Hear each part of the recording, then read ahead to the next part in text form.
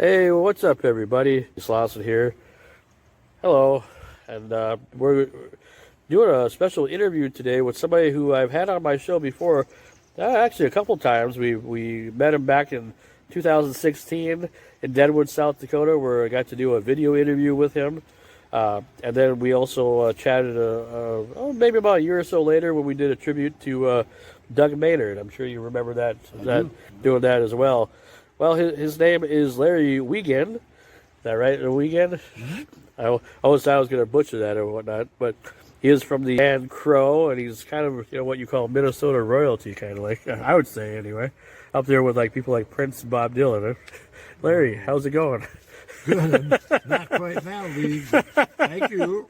Well, I mean, I just figured got to hype up the interview, because people know you. You're pretty well known in Minnesota anyway, and all over. Well, it's my home state, so yeah. Well, we're here at McIntosh today in Minnesota because you're gonna do a little. You're part of Bob's, our friend Bob Hooley's all women blues festival, but you're not a woman. So what are you doing here? Oh, they wanted me. They said there's 5 women, and here I am. So they needed a band, and so Bobby called me and asked me if I'd help him out playing some bass behind these gals. They're all coming from different parts of the country, and so he got hold of me and Alan, Kurt, and. We just put a little thing together to back up these girls to sing. Is what it's all about. Okay. And, hopefully it'll be a lot of fun. And you're doing with everybody or just Lisa?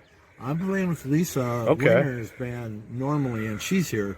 But there's 4 other gals that I haven't played with before, so we had to do a little homework on. And one of the gals isn't going to make it because she's stuck in Canada. Yeah, she didn't make the border, so now we're down to 4 girls instead of 5. But I'm sure they'll say, "Well, Larry, we want to hear some Crow songs, so play some Crow songs for us." You're not a woman, but we'll allow it this time. Well, it sounds strange, but if that's what it takes, by You don't think you and Lisa could play Evil Woman? Come on now. No, pretty sure she would.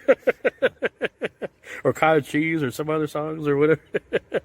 I don't think she would fit that. Does she not know? I mean, have you never played you guys' played each other's music, so to speak, just for fun or whatever? Well, Lisa is actually in Crow with me right now. She sings background, and she's been with us for about 6 years now. Oh, so she's real familiar with our songs and everything. But she actually has never. We've never done any Crow songs while I was performing in her band. So she probably doesn't want to be a replacement for Dave right now, or temporary replacement, probably, huh? Yeah. Our singers has some medical issues we're dealing with, so everything's on hiatus right now with Crow. And Lisa's working a lot, but she also is a new mom, so that cuts back on some stuff. This is okay though. This is all great. Are you the Godfather then, or what? No. Figure you guys know each other a long time. You're the Godfather Larry. I'm more like Uncle Larry. Actually. Uncle Larry. Yeah, Okay. I'm one of the uncles, and there's a few of us. Oh, well, that's good. Yeah. Well, the kid will have something to look up to, like later in life with his mother and you and other people that probably play music and everything and have a musical life anyway, maybe. Well, her daughter is the same age as my oldest granddaughter. So I have 3 grandkids, so I'm Mr. Grandpa more than anything right now. So I'm really having a blast, and I know she is too. So you're here in McIntosh, the big city of McIntosh. Well, a little bit smaller than where you're from, I'm sure. As far as southern Minnesota goes. But you like coming to these small towns for little gigs and stuff, or? Well, that's my life story. I've actually played a lot around northern Minnesota, Dakotas, Iowa, all over ballrooms. I played right down here in Mentor, Minnesota. Okay. In the summer of 1966. I was in a group called the Ravons out of Richfield, Minneapolis group, and we opened up for the Yardbirds. Yeah. And this is when they had Jeff Beck and Jimmy Page in the band, so we ended up partying with those guys at the end of that night in a little motel. Was this at like that Marcoux Corner place, maybe, or that used to be around? What's that? Marcoux Corner. There used to be a place where people played, like on Highway 2. literally on Highway 2 after you go by by Mentor and what was it? By Mentor, there's it was like on the way to Crookston. There was like a place called Marku Corner. I don't recognize that, but okay. this was a place called Maple Lake Pavilion. Okay, yes, because Maple Lake, yeah, that's right. It's right in Mentor there. Okay, and it's an old ballroom. And in June of '66, when they had a song called "Over Under Sideways Down," that was their big hit at the moment. They had numerous ones, but we were really infatuated with these guys. They had a big influence on the guys I was playing with. Lonnie Knight, my brother Dick Weigand, and all the guitar players were huge Yardbird fans. So that was us. You know, we were 18 years old, whatever. Did one of them or two of them become members of the group Box of Frogs at all? Remember Box of Frogs at all? Who? Box of Frogs? Didn't the Yardbird, one of them become the Yardbirds? The only Box ones of Frogs? I know is Jimmy Page went to Zeppelin. Okay, he started with Zeppelin, and then Jeff Beck was genius. I always heard rumors about Box of Frogs being in connection with the Yardbirds or whatever. I think you're thinking that, excuse me, that drummer it might have been that drummer they were using. Okay. I think that he had something to do with that. Because they're a pretty good group, and it's like nobody remembers them anymore. Yeah. They only had 2 albums, and then they disappeared. Well, that's the music biz. When you're hot, and when you're not, you're not. So, yeah. Well, I mean, in today's world, people still appreciate a live show. I mean, I've gone to the last show that I went to was the REO Speedwagon in Bemidji at the Sanford Center. They drew a pretty good crowd. Oh, sure. Do you think Crow still draws some good crowds when you guys are together? You know, I have my doubts actually. We do festivals, so we'll play with Steppenwolf, or we'll play with numerous other bands that you've heard from our era. But if we went out and we played in, like, say, Fargo at the auditorium, I'm not sure by ourselves we'd fill the place, you know. Sure. We'd have a few of our old fans with us, but the young folks just, they wouldn't know anything about us. So. Well, yeah, I mean, they probably say, well, where's that Justin Bieber guy? You know, where's the BTS people? You know, those groups of Chinese kids that seem to be popular nowadays or whatever. Well, I don't understand that's what we're up against. That's just the way it is. It takes a while to get used to that. When you're a big deal, all of a sudden you're not a big deal, and some young kid is a big deal. It's just part of the way it goes. Oh, sure. Yeah. That's understandable. So what's your summer plan then? What you got going on this summer? The plans right now, as far as Crow is concerned, we're waiting to see how Dave makes out with his medical issues. They're quite serious, so we're kind of worried about him. And if he comes back, he probably won't be able to do anything in the summer. It'll probably be in the fall sometime. But, sure. Lisa's playing throughout the year. We do festivals and clubs in Minneapolis, St. Paul. What I'm really looking forward to is we've been doing a lot of recording that is just being finished now with different projects. Sure. So I want to see what happens with some of that stuff. It's some local guys you probably aren't real familiar with. Bruce McCabe, I don't know if you're familiar with him. Well, I'm part of the Minnesota Music Historian Facebook page, so I've learned a lot of. That's where I learned about Doug Maynard from you, and then that page kind of helped me learn. So I've learned a little bit about some. Minnesota musicians anyway. Well, there's quite a few. It's hard to keep up with them. It's really a magnet. Neil Page, or Neil, not Neil Page. What's his name? Neil Bond or whatever. Neil Bond, yes. Yeah. He'll probably kill me for botching his name, but you know what I will tell you is about a month ago there was a movie that was released called Paint. P-A-I. Oh yeah. Okay. Owen Wilson. Yeah, Owen Wilson, and they used one of our songs from back in the day in that movie twice, and so I'm kind of looking forward to see. Maybe I can afford a new car this year. I don't know.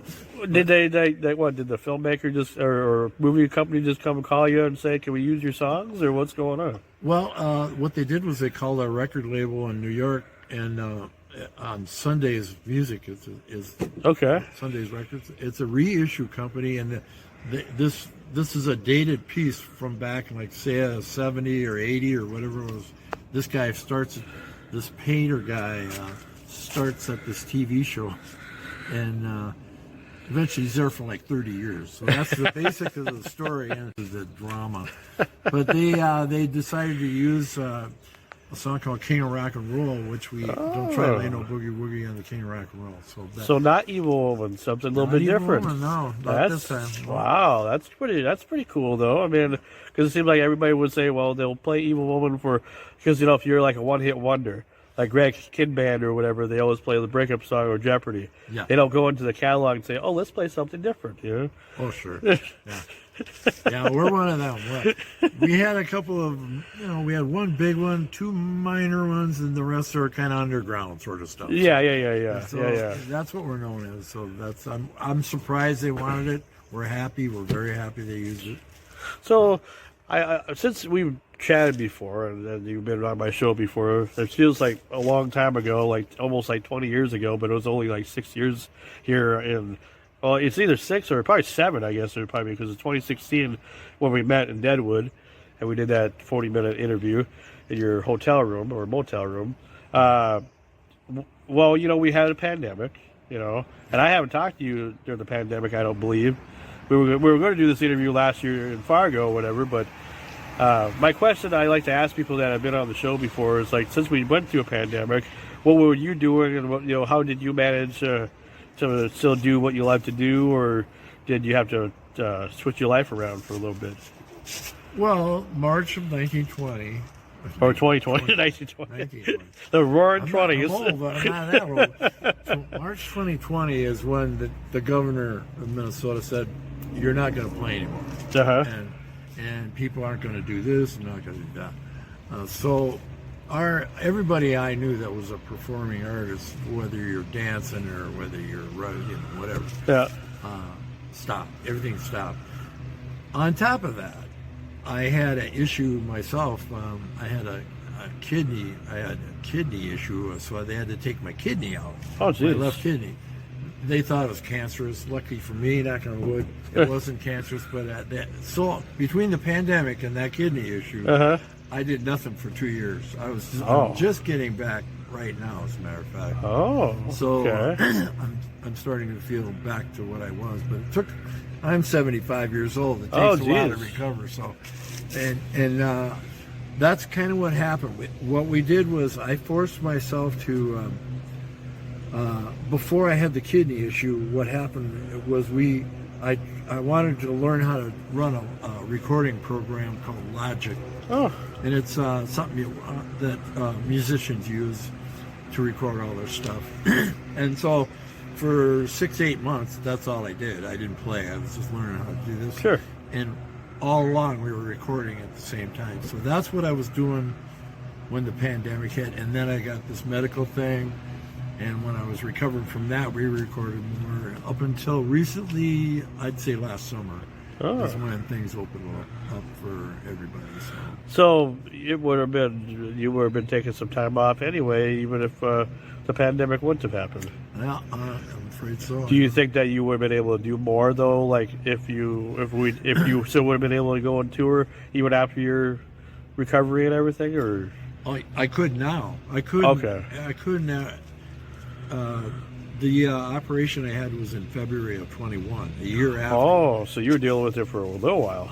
Well, I didn't know I had this issue. I was feeling kind of weird, but I didn't know what was going on. So you probably thought it was maybe COVID related or something, I suppose, huh?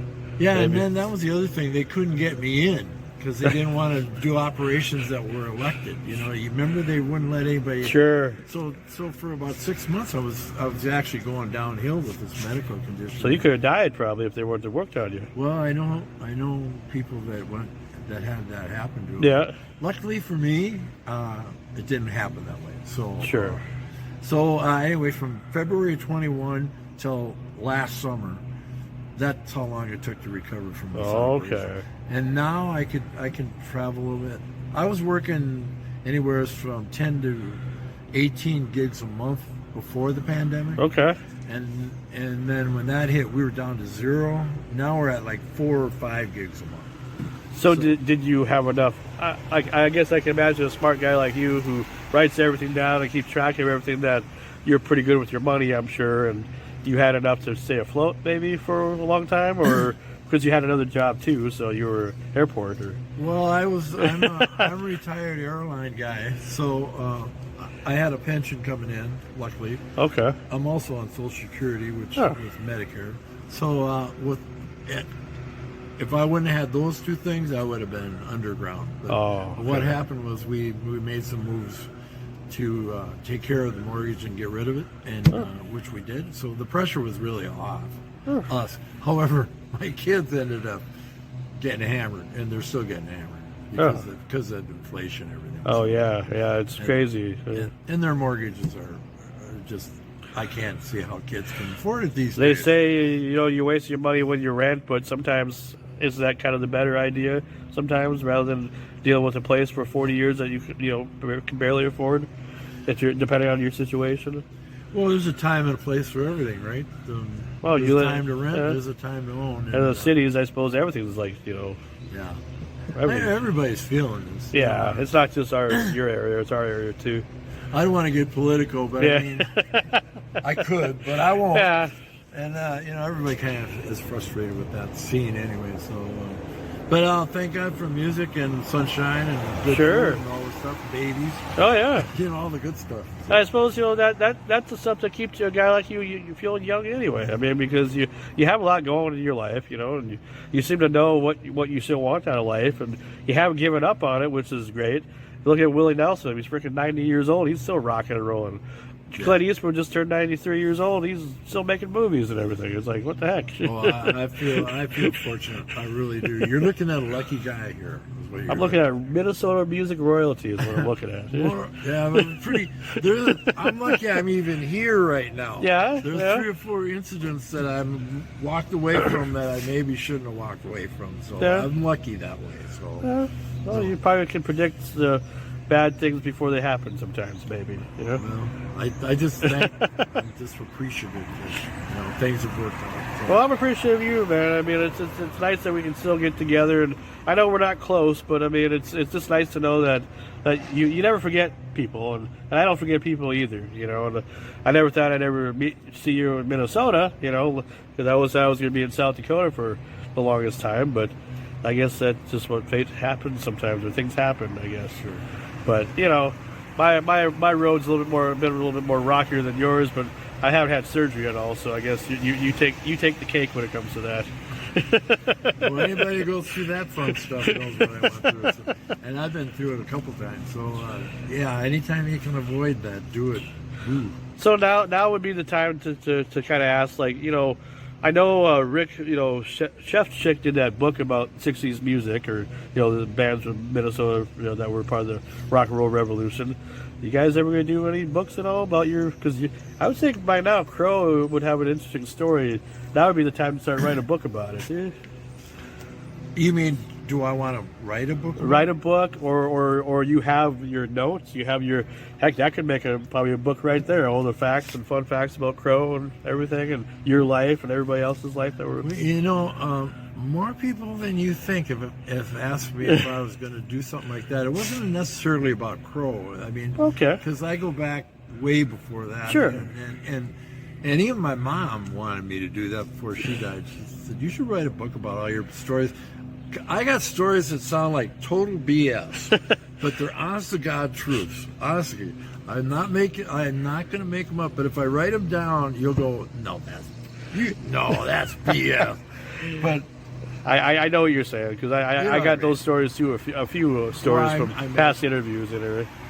Yeah, there's been some fun, and I've been honestly, it's been one thing after another. I haven't sat down and go, how do you write a book? I don't know how to write a book.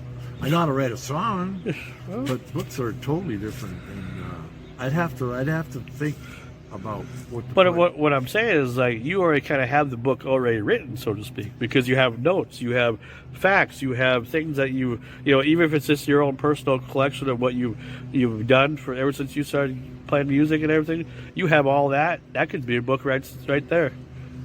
Just all the gigs you played by Larry Weigand. Well, if it's that easy, I could do it in a half an hour, probably. Yeah. I know it's harder than that. All right, Larry. Well, I appreciate you doing this with me, and it's been a lot of fun, and we're gonna keep the music going no matter how many years we see each other again. Yeah? Thanks, So Sean. I appreciate it. Thank you. Absolutely, absolutely. All right. All right, there you go. All right. Well, anyway, ladies and gentlemen, welcome to another great edition. This is a Renegade Radio exclusive because normally I have my crew with me, but because we're taking a 2-week break from doing the original show, I wanted to keep myself busy with some interviews, and I'm able to do something kind of cool that I never got to do 5 years ago on Zoom, but got to do it. I believe it was probably through Skype or something, maybe, or maybe it was just a regular phone interview, but it was never a video interview.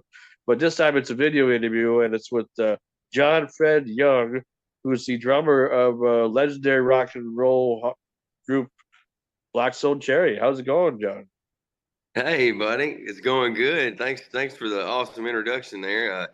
Yeah, like you said, the last time we spoke, that was, Zoom was around and Skype was around, but most everybody were doing, just phone interviews. And now, Zoom is, you can't you can't get a grocery list from your wife without doing a Zoom call. So it's like everybody wants to do Zooms. That's kind of the way it is now. But yeah, it makes it nice because obviously you can repurpose this content, and you can put it out anywhere. So it's definitely cool. But how are you doing, man? I'm doing great. It's the weather is a little, I don't know, over here. I don't know how well you can see the windows or whatever, if you can or not. But there's a little fog in the air, so hopefully it'll be nice and clear, or at least our way to get to where we go travel to Fargo this afternoon. Because this is my brother-in-law, Mike. He's a huge fan of you guys. What's going on, Mike? How are you? Big supporter, but he's a really big supporter of you guys. So it is. Thank you, man. Nice to meet you. What are you doing? Are you solving a Rubik's cube? No, this is actually my boys. Dude. Something to fidget with. But dude, those are. I've tried so hard to solve Rubik's cubes, right. And I watch these guys do it in like 0.2 seconds. These world champions and stuff. And it's mind blowing. Yeah, it is. It's insane. Oh, excuse me. It's insane. Yeah, his son. It is. His son's pretty addicted to Rubik's cube. He can figure it out pretty much in like a matter of seconds. Well, maybe a couple minutes. Well, he's gotten better at it. Give him a little bit, study it a little bit. Well, no, anyway. Man. Yeah, we are just excited to be able to speak with you because, I mean, I've known your dad for a little bit. Like, we don't know each other, like, personally, but your dad has always been a big help as far as helping me get interviews with you and access to them and all the members of Kentucky Headhunters. So I like that crossover connection between the Headhunters and the Black Stone Cherry, and I know it's all about family with you guys. Oh, absolutely, man. I mean, the Headhunters, obviously, for anybody watching it doesn't know what we're talking about here. My dad is Richard, who plays guitar in the Kentucky Headhunters, and my uncle is Fred, the drummer. And of course, they're brothers, and they started the band back in the they had a band called Itchy Brother, which was a amazing rock band with their cousin Greg and Anthony back in the 70s. And of course they grew up being kids playing together, and as they went on, they formed the Kentucky Headhunters in the late 80s and went on to do awesome stuff, put out some awesome amazing albums. And growing up as a kid, I got into just music through my dad and uncle and watching them play live, and obviously hanging out at the practice house, growing up. That's the rehearsal spot on our family farm that when we put our band together, Black Stone Cherry, my dad and uncle let us, go down there and kind of have full reign of the place to go play music and create and stuff. So we were very fortunate to have that old house, and it's a music landmark, so we got to do some work on it, coming up, and try to get it back up to par so we can go in and do some writing and stuff in it. But no, the Headhunters have been a big support to us, and obviously a big influence, and their they made their huge debut in country, but they were really the first rock band to ever break into the Nashville scene. At that time you had your more traditional country sound, and you had artists that were like Clint Black, and people that were doing more standard type country, which was awesome. But you never had a band with like full stack Marshalls and big double bass kick drums and stuff. And those guys, I mean, my dad and uncle and Greg and all of them, they were massively influenced by classic early rock, from Zeppelin, Sabbath, Cream, the Allman Brothers, obviously all the Southern stuff, Skinner. And so we just kind of like took all those influences as teenagers when we were growing up in that house with the posters that they put on the wall, and then the new stuff that we were listening to, everything from Metallica and Seven Dust and Korn and all the stuff that was on MTV at that time when we were 15, 16, 17 years old. Sure. And just rolled it into kind of what we do. And people sometimes are like, man, you guys are like the strangest mix of it's hard to put you guys in a genre, right? Because we have all these blues influences too from growing up at the practice house, looking at all the old Howlin' Wolf posters, B.B. King, Muddy Waters, and then the soul stuff from Aretha to Ray Charles, and all these posters. And being a teenager in the year 2001, the internet was still in the, it was massive, but it still wasn't like it is today, obviously.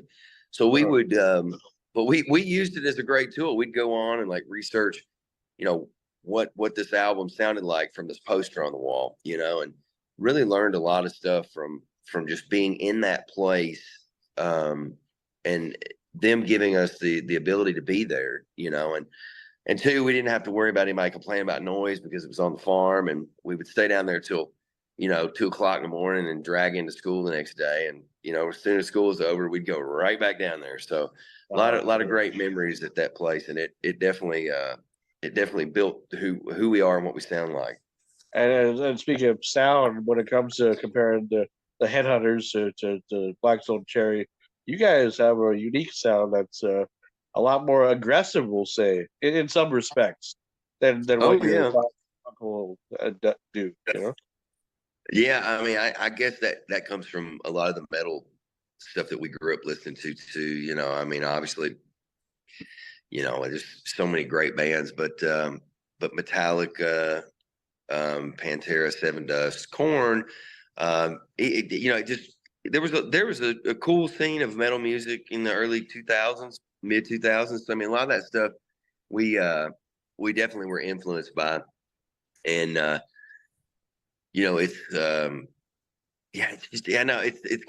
strange how we formulated our sound. I mean, Ben's like a huge Elvis fan, and he grew up, idolizing Elvis, and obviously Elvis is king of rock and roll. Who didn't love Elvis? But major influence for him, and then Aerosmith for Ben. I think Chris grew up with his dad, who was an amazing guitar player.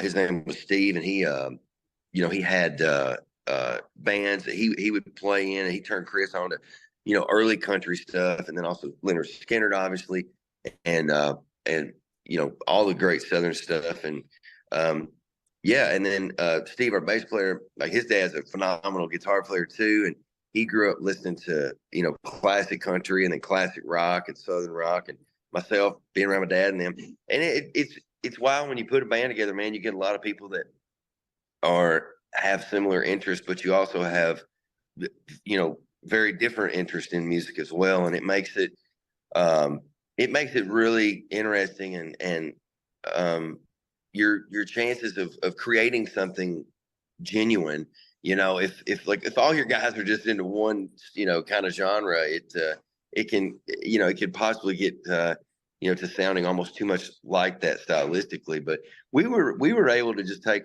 all the influences and kind of blend them into what we do as Blackstone Cherry, and it worked, man. We just kept at the grindstone and didn't let up. Seems like it did.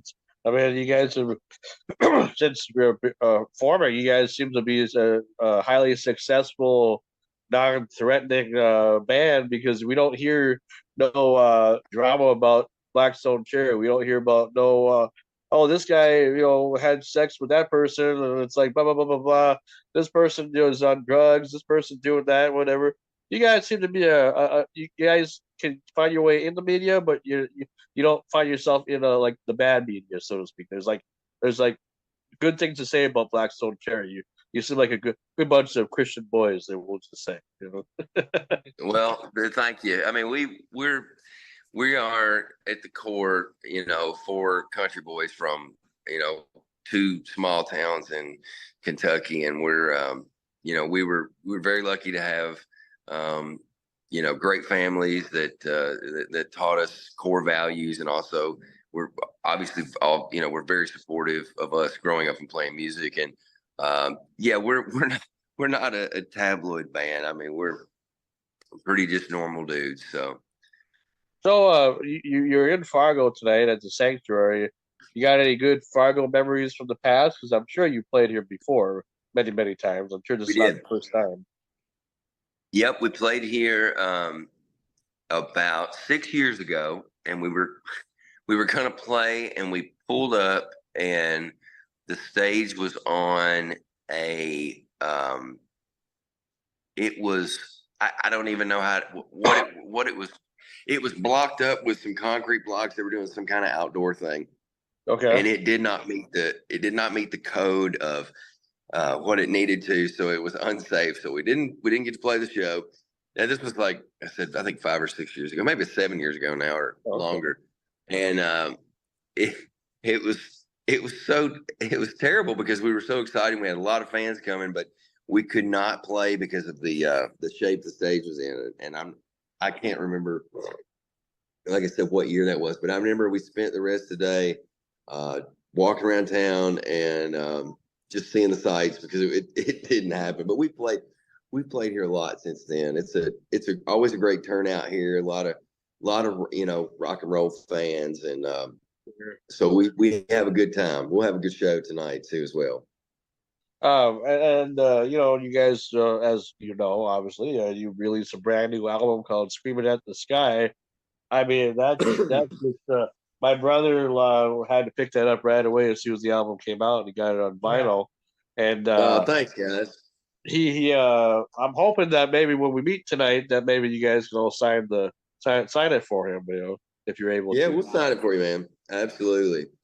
Because I like how the album, like the back cover, it has that true 80s vibe to it. Was that what you were trying to go for, or were you trying to go for more even like 70s and stuff? Well, actually, the guy that did the album artwork, his name is Sam, and he is from England, and he excuse me,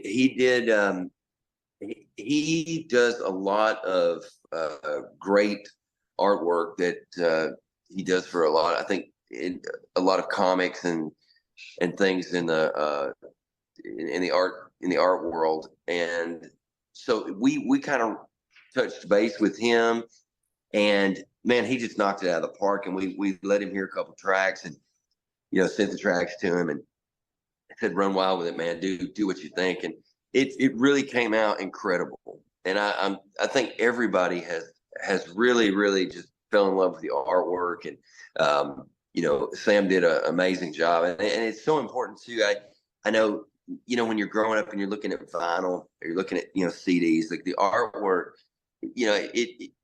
it's come back around now, because in the 70s, when you would buy a record, right? Like, I was born in the 80s, so in the 80s, 90s, and I can still remember being 8 or 9 years old and going to the record store with my dad. So seeing such a the artwork blown up on a vinyl, it's so much more interesting, and so much more detail. Obviously, when you're just streaming something, you're getting a thumbnail of that. But vinyl's made such a huge resurgence in past years, and we didn't really have like an 80s vibe or a 70s vibe we were going for. We were actually just letting Sam do his thing, and he knocked it out of the park, man. Did a fantastic job. It looks great. I like the cover and everything. It's just like it's unique for that, because it's kind of, I mean, it feels nostalgic to me. I mean, because I know about what you're talking about, like how record company or how records used to look back in the day. People who put creativity in what they were trying to do, not just the music or whatever. You want to sell Yeah. the whole package and stuff, And now with the fact that CDs don't sell as much as vinyls do is Right. surprising to me. Maybe that's not surprising to most people that I've asked about it, but I don't know. I personally still prefer the CD only because it's easier and it's like you put a disc in and you let it play. There's not a whole lot Yeah. of work involved, but I guess I don't know. Would you prefer that the vinyl has better sound quality? Well, it's always been, a lot of people are very much, into vinyl because I think it comes from obviously like we talked about the size of the artwork and Yeah. but yeah, vinyl to me does sound better than a CD. But at the end of the day, like I'm still a CD guy too. Like in my truck, I don't have a CD player in it, and it's so odd because everything is satellite or it's streaming or Yeah, so. Spotify or whatever. But yeah, but I mean, I've still got a CD system at my house, and we still run CDs. So, but What about when you listen to it on the bus, on the tour bus? I'm sure you guys on are the cranking on the out. bus, yeah. So we can't bring a big turntable out there. So mostly what we do is we have a Bluetooth speaker, like a pretty big, nice Bluetooth speaker, and we pull it out, and everybody just kind of goes round and round on the playlist, what they want to play, and that comes in handy when you're on your off days because we normally park up at a mall or hotel, so we'll bring that if it's nice weather, not today, but if it's nice weather, we'll bring that out, and everybody plays their tracks, and we'll hang out and get some folding chairs. Yeah. Well, yeah. I mean, we're already in November, and we got our snow here a couple weeks ago, or kind of last week, and it's still kind of hit and miss. I mean, where did you guys? Well, you guys been on a tour, so where were you previously prior to today? So I'm gonna actually have to look back and see. I'll give you the full rundown. Sometimes it runs together, but we left out the first and the night of the first, and our first show was in Fort Wayne, Indiana, at a place called Pierre's, and that was a great show. A lot of people we've played that club a lot over the years, and then the next night we did a show in West Peoria, Illinois, and that was a cool venue. We were out with a group called Giovanni and the Hired Guns and Jigsaw Youth, and they're doing a great job. I mean, really great lineup we've got here on this tour. And let's see, we had a day off yesterday, and the day before we played Minneapolis at the Amsterdam bar. So we played a night in Fargo, and then we head to Billings, Montana. We're heading to Fort Collins, Colorado, out in Denver, Sioux City, Wichita, Lincoln, St. Louis, Davenport, Columbia. And we wrap it up on the 19th of this month in Cincinnati. So then we're home for a good little while. Yeah. Well, I mean, that just amazes me because you guys were just like over in the UK not too long ago. I mean, traveling, I mean, as much as you guys do, it's like, how often do you just get a breather? Like, how often do you like, or who picks the days off and everything and just says, hey, we're just going to just chill today? Well, we do a lot of stuff in the UK and Europe, and starting to now do more stuff in Canada, and so it's you have to have some really good booking agents that correlate with each other too to make sure that a lot of tours you have to plan almost 8 months in advance or a year in advance just to make sure that things aren't overlapping each other, and obviously we have families at home, so we have to we have to be home. We can't stay on the road all the time. But we got back from England around the 6th of October, I believe it was, I think. And we were home for about 2.5 weeks, almost 3 weeks. So we had a good little break there. And then now this tour is about 20 days. So yeah, man, we're We're good. We're good for 3.5 weeks. Then we gotta head back home and see our Yeah. families and recharge and see Gotta our have the holidays, dogs. man. You gotta have Thanksgiving and Yeah, everything, man. man. Yeah, that's right. Absolutely. Now we're honored to have you on my podcast. I've been doing this little podcast called Renegade Radio for about the last 11 episodes have the last 11 weeks, I guess we'll say. This would be week number 12 if we were actually doing an actual show, but this is just a little extra bonus, we'll just say, because normally I have a crew. I have a crew of people that would have loved to probably see, talk to you guys today, but because everybody's so busy and stuff, we don't really get together till like Monday nights, and so. But I'm also moving to the closer to this guy here soon, so it's like a lot of stuff going on. We need a little break too sometimes, So Hey, man, totally absolutely. absolutely. Well, we'll be back in the area again, and hopefully we can see you guys again. So you're planning to come tonight then? Yeah, we are definitely looking forward. We were talking to your tour manager, or I was Rachel, and she set everything up. So I hope I wasn't too much of a bother to her because I just want to make sure that everything was all good because, like I told you, sometimes we've gotten the shaft before, and it's just like no. Rachel, she actually works at our management company up in New York. She's a good gal. So no, Okay. but yeah, all's well, and I'll have your credentials up there later. So, like I said, we haven't even loaded in yet. So no, that's fine. I appreciate it, and I appreciate just having you on for the job because you're a good storyteller. I'm sure we could talk for hours upon hours, and I don't know how long a meeting will last, but I mean it should be a lot of fun to meet you guys, and especially for this guy here. Yeah. He's really looking forward to it. So. Yeah. This is like guys, Christmas present here for him. Well, I appreciate that so much, and it was good to talk to you guys. And yeah, absolutely. We'll look forward to seeing you tonight. All right, we'll see you tonight, guys. All right, have a good one, guys. All right. See you. Bye, buddy. See you, Sean. See you guys. All right. Hey, I'm doing great. It's great to get this chance to talk to you again. It's been almost 2 years. I don't know if you even remember me from 2 years ago or not. I do. You do? Okay. Yeah. You remember the Fargo Blues Fest? Yes, sir, I do. Okay. Well, of course, you played there a few times. So. we lost the promoter up there. Who was it? Yeah, that's right. Yep. He, Dan, he passed away during the pandemic. Right.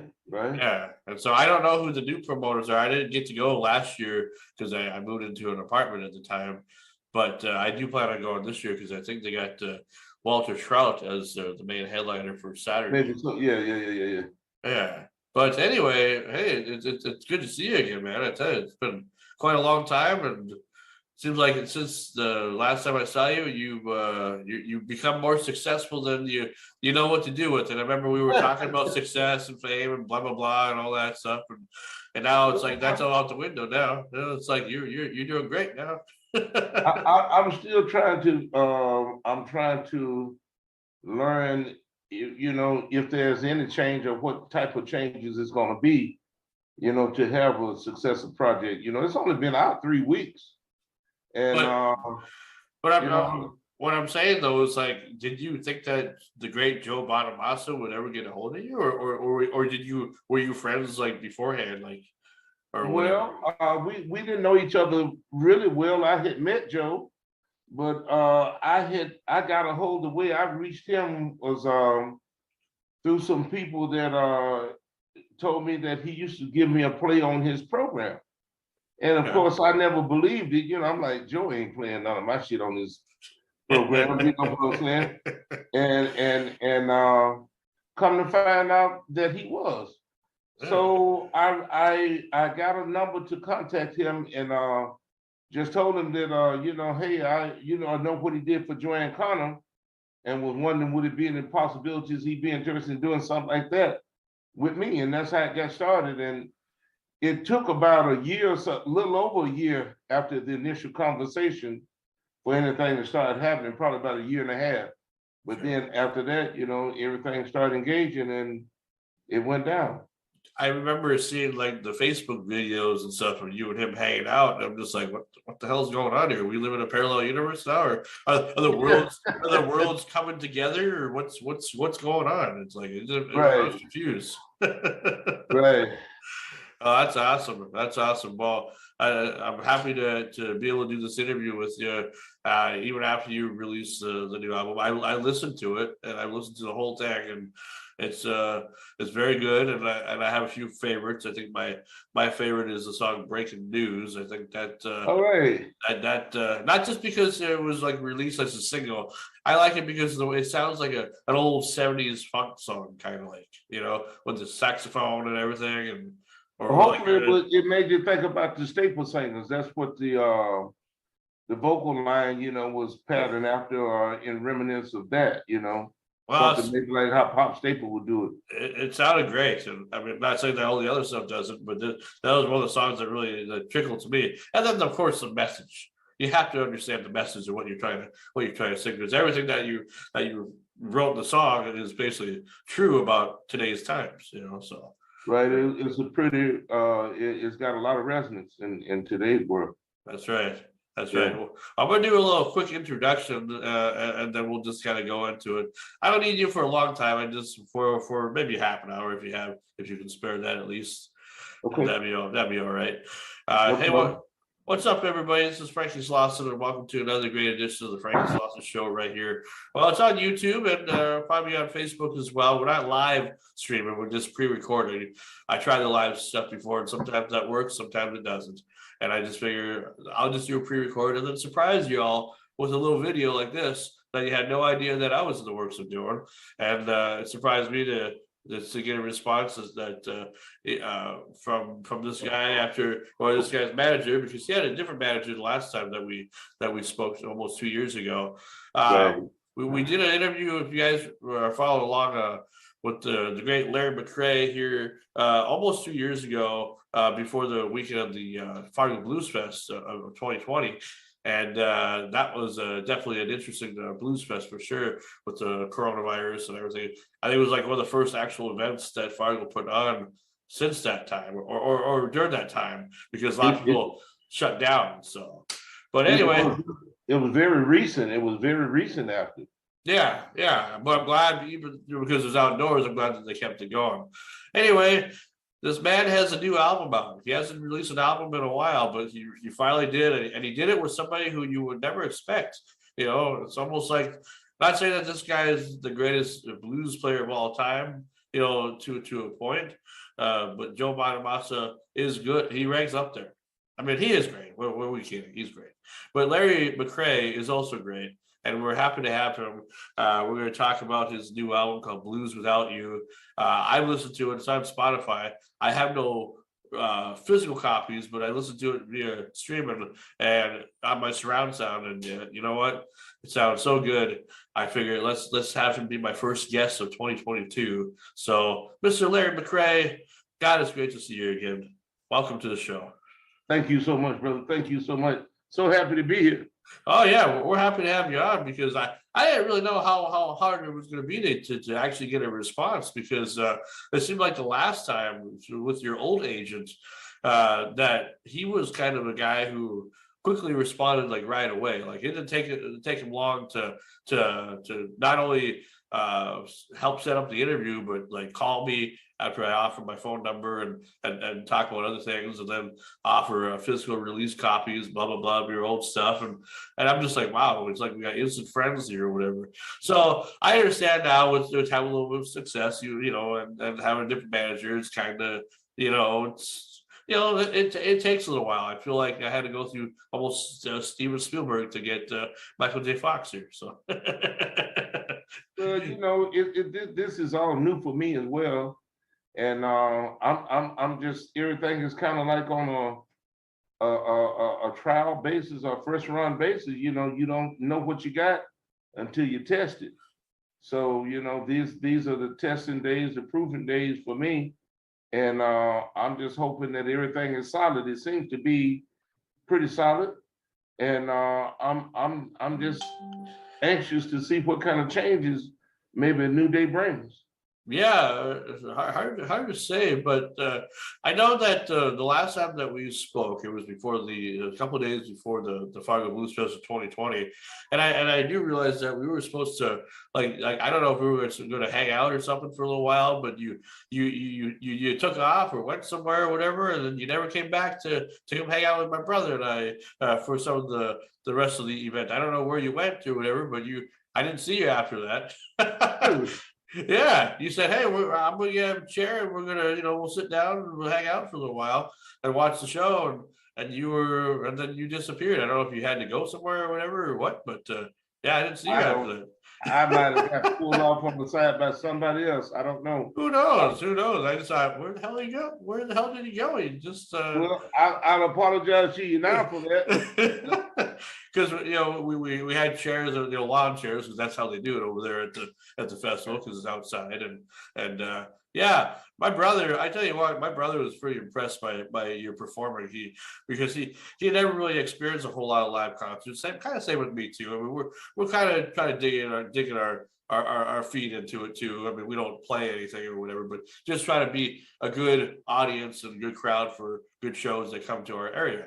And he was very impressed by hearing somebody play a live guitar and all that stuff, because it just, he always hears it on on recordings and whatever, but never in real life. So he was very impressed by watching you play and watching you sweat your ass to death. When it came to, of course, it was hot outside, so of course that's going to happen. But I'm grateful because it's so many people that don't realize what it takes to play an instrument, and it's becoming a lost thing. At least certain art is becoming lost. You still got a lot of guitarists out there that play very progressive and play very well and everything, but it's something to be said about somebody who tried to bring soothing music also. Sure. And I try to play music for the soul, music for for everyday occasion, and it's a different approach. It's definitely what we needed, especially at that time during the start of the coronavirus pandemic, because nobody knew what the hell was going to happen. Nobody knew what to expect, and like I said, everybody was shutting their things down. So it's like there was like, hold on, somebody's trying to get a hold of me 1 sec. Anyway, it was like nobody knew what to expect. Everybody was shutting everything down. So Fargo decided to stay up, and I'm glad that they did, because I feel that we needed that. I mean, it was summertime, and you're outside. So if you're going to worry about wearing a mask or whatever, do it, but don't live your life in fear. Enjoy a concert and get your mind out of it for a little while. I never did buy that stuff about outside anyway. I can see in an enclosure if you blocked in and everybody breathing the same air. But sure. Good grief, come on, outside. I mean, so be it. That's what I say. Yeah. I they really want to make sure that people were wearing their masks, and to this day, I think all it was just a way to, I don't want to get too political, but I think you and I can agree that the masks, they don't work. If you can smell a fart pretty easily wearing a mask, and they're not going to go away. Maybe it's not the right thing to say during an interview, but hey, we're improvising today, so and you're Larry McCray, so you don't care. Nothing. Well, we're not gonna talk offensive things or whatever, but we're just no. Have a good time. To each his own. Yeah, that's right. But I'm just saying that's how much they work, So it's like, to wear it outside. I'm just glad they gave us the option at the time. And now it's like things have calmed down a lot, and it's like now we don't talk about COVID as much. You don't hear it too much in the news, but whatever. There's a lot of BS going on in the world, and that's why we have the blues, and that's why we have you helping us to with your new album. With our daily get on. That's right. That's right.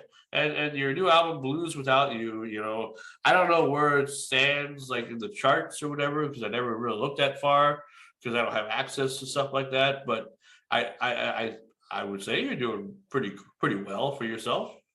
Well, I think it's holding at number 2 for 3 weeks in a row. So I don't care about, long as it can have staying power and stay up there somewhere in the top 10, seem like that would be pretty good. Yeah. Because it seems like, I mean, because they kind of treat you like you're a fresh new artist, even though you've been doing music for a long time, but just Yeah. like I'm breaking new artists, Larry McCray, never heard the guy before. Oh, okay. Well, that's just how hard it is to get before new people, get before new audiences. And so if it takes being a rookie or whatever the case may be, so be it. I'm just glad to be doing things and to be doing positive things. Yeah. Oh, yeah. Absolutely. Absolutely. And positivity is what we need. And it seems like the majority of your album is pretty positive for the most part. I mean, it's, you got good instruments, you got real instruments, and you got real songs, storytelling songs. And I mean, can you kind of break down the process of, I'm sure you've probably been asked this question already. I don't know how often you've done interviews or since the release of the album or whatever, but kind of break down the process of when Joe got a hold of you, and then kind of just tell us how this whole thing got created. Okay. Well, as I told you before, we had a phone text conversation, and we talked on the phone a couple of times, and about a year and a half, a year and 8 months passed. And so finally, July of 2021, July of 21 rolled around, and he had said to me that he wanted to come to Detroit, that him and Josh Smith would meet me in Detroit, and that we would, pursue the record and this and that and the other. Well, 2 or 3 days before coming, he called me and told me that, hey, where you live? We want to come to your house. So, I did a rush cleanup job and had everything ready for them to come in. They came in and they spent three afternoons here, morning on all the way into the evening. Wow. And we basically what they wanted to do was see what kind of songs or what kind of material I had. So I spent the days playing acoustic guitar, showing them the songs and everything, and they made their notes. And I guess from what they heard, they already knew kind of what they were playing. So everything kind of stayed to form, but they did a couple of nice arrangement moves and a couple of tweaks here and there on some of the songs that really made a difference. One good example is Breaking News. Another example was Blues for Paul. Some of the real orchestrated big moves, big breakdowns and stuff like that. That was more of their idea. Okay.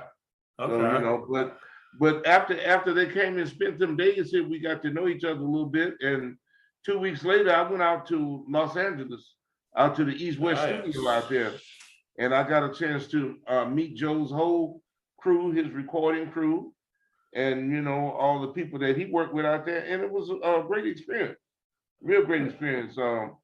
Had Reese Winan as one of the studio musicians. Lamar Carter on drum. We had Travis Carlton on bass. Sure. Joe and Josh jumped in on guitar. I was on guitar. So it was just a whole big band, a big happy family. Did he have his girls that he normally uses for his stuff and all performing on your tracks at all? They weren't there at the time that we did the tracking and stuff, but they came in later. Okay, because I know they're very impressive. I've listened to pretty much anything that Joe's come out with, and I'm always impressed because especially when he had the women to the group. Yeah. Oh yeah, they are really good, and they know where they fit, and they know how to make it fit, and they really are good. I really enjoy playing with them. Oh, that's awesome, man. And like I said, it must have felt like kind of like a weird dream, because it's like, here nothing's been going on. We're in a pandemic, and all of a sudden, the legendary Joe Bonamassa wants to hang out with you and come to your house, and I hope you, I hope you fed him well. No, you know what? I had come to the point where that I had said that this year I was coming off the road. That I wasn't going to work as hard as I had been doing, for over 40 years, and I got old enough to draw a pension this year from a General Motors job that I did in my 20s and my early 30s. That's right. And I just wasn't intending to run the road like this. But since that, he's taken a position that he did, and I got the blitz and momentum behind me, I'd be silly not to try to take advantage of it. Sure. But it would have been much better on me, easy on me 30 years ago than now. I'll tell you that much. Yeah, I forgot that because I think you told me in the first interview that we did that you had a lot of different, that you did some jobs like before the while you were trying to do music and everything. I suppose living in Detroit, it's like there's a lot of people that are great entertainers that kind of had to start off from somewhere, and Detroit's kind of a harder town. I don't know. I've never been there. It looks. I mean, I'd love to come visit because it seems like a nice big city. Seems like they got a lot going on, but then with the positive is also the negative too. But I mean, so Right, do you live right in Detroit then, or on the outskirts? Or? Most definitely not. I live two hours north of Detroit. Oh, so like a suburb kind of or whatever. Well, 2 hours north. It's not even Detroit at all. But okay, when you live in Michigan, people that don't live here think that everybody. Well, I suppose, yeah. I suppose. Nobody knows Saginaw and Munger and Ishpeming and all the little towns. So is there Grand Rapids, Michigan too? I think there is. Great town. Yeah. Grand Rapids, Kalamazoo, Lansing, Detroit. Yeah. Those are all good towns. Well, I mean, then there's Battle Creek. There's that's Del Shannon country, I believe. You know the great Del Shannon, I'm sure. Oh yeah. Yeah, he's a Michigan boy, but or he was anyway. But yeah, I mean, it's very, because I don't know what I would do if somebody actually like came to my house that I really respected and wanted to help me with my career. I think I'd be so humble. I probably start crying just for no reason. Just that's how I'd feel. Well, it was a humbling experience, that for sure. And still right now, for whatever reason, it's just the way of the world, it's just the way of the business. But somebody like me never would have probably got a proper opportunity had it not been for somebody like Joe. Yeah. So I mean, that's just the way the business is, the way it's set up. And a lot of times, opportunity is not equally dispersed, and it's hard to come by. Well, yeah. You have to just try to get in wherever you can, as they say, get in where you fit in. And as you being an older guy too, like you were saying, it was harder on you. But I suppose once you got used to the grind again, I mean, it's been a while since you've done some recordings, I'm sure. So what is it like recording with Joe Bonamassa? Because I know that guy, when he takes his job very seriously, and he really wants to make sure that everything's perfect. So how did you know that it was going to be perfect after so many different rehearsals and just trying to get the right sound, so to speak? Right. Well, he definitely had a vision coming in, and he knew what he wanted. And as far as for me, everything came out the way that I wanted to as well. I just wish I could have honed my vocals up a little bit more. Okay. I had some things that I would have tried to go for had I had more time, or a couple of more opportunities. I still would have tried to tighten up in a couple of spots. But for the overall consensus, I think we did pretty good. And I'm just happy. I mean, I'm gonna ride it as long as I can. Was that your first time going to LA, or have you been there before? Oh, I'm an old dog. I've been on the road for 40 years, so I've been. Well, I don't know where you've been. I mean, I've probably been everywhere. In the United States. Okay. State I haven't been to, including Hawaii and Alaska. I was gonna say, have you been overseas? But I'm sure you've been over England and everything like that. Yeah. I started going in 1990. Okay. Yes. I'm trying to remember a lot of stuff from our last conversation, even though it's been a while. But and a lot of things have changed in that time, which is kind of for the best. It's great to see somebody actually have an interest in working with you. That's kind of a big name that can help you get past the bystanders of like, I don't know what it costs or what it takes to create an album, but I'm sure it costs a lot of money, especially depending on what type of studio. And I think he owns his own studio, so. But I don't know how if he still pays somebody to maintain it or all that stuff. So yeah, I'm sure it's expensive. Oh yeah, you can run up a lot of money in a little bit of time, but I mean, I think that we maximized everything. It was no time wasted, and the album was cut in 7 days. Oh really? Okay. Wow. Top to bottom. Wow. Okay, is that kind of a record or for you, or like is that how mostly your stuff kind of has gone before when you just record? I'm used to pressure. I mean, that's usually the way it is. They don't give you a lot of time to get it done, so you have to go in there, sure, and just grind it out. It's like preparing for that final test. It's like here we are. It's either make it or break it. Yeah. Oh, that's awesome, though. That is awesome. And so what songs? I mean, I'm sure the whole album you love, no matter what, because it's your baby. You created. It's something that nobody can ever take away from you, no matter what. But like what, are there some songs that kind of carry with you that that you love to perform, or do you perform the whole album when you go out now and play? I like to be able to go out and play the whole album. That's my goal. Right now, I'm doing Breaking News. I'm doing Mr. Easy, Down to the Bottom, No More Crying, and Good Die Young. Okay. So I'm intending to add add on as we get more comfortable with it. Here in the next short time, hopefully, I will be doing the whole album. Oh, that's awesome. But I quite enjoy playing Mr. Easy and Down to the Bottom. Them are two of my favorite ones to play, and also What Does It Matter. Yeah, because what was I think was you had I think was it Blues Without You? I saw a video anyway that you made. Was that Blues Without You, or was that Down to the Bottom? When you made a music video anyway, I forget which one it was for the song. I apologize, but Down to the Bottom. Down to the Bottom. Okay, because was that you were like grandson or son or who was that kid with you? That's my active kid. That's supposed to be my kid. Oh, okay. Okay. I don't know. I mean, I didn't know you had if you had like 1,000 kids or whatever, like some people do. I don't know. I don't know what you do in your private life, but I just remember seeing that being a key factor. Like, who's this kid? Is fishing with Larry? It's like, well, it's it was a father-son scenario. So yeah.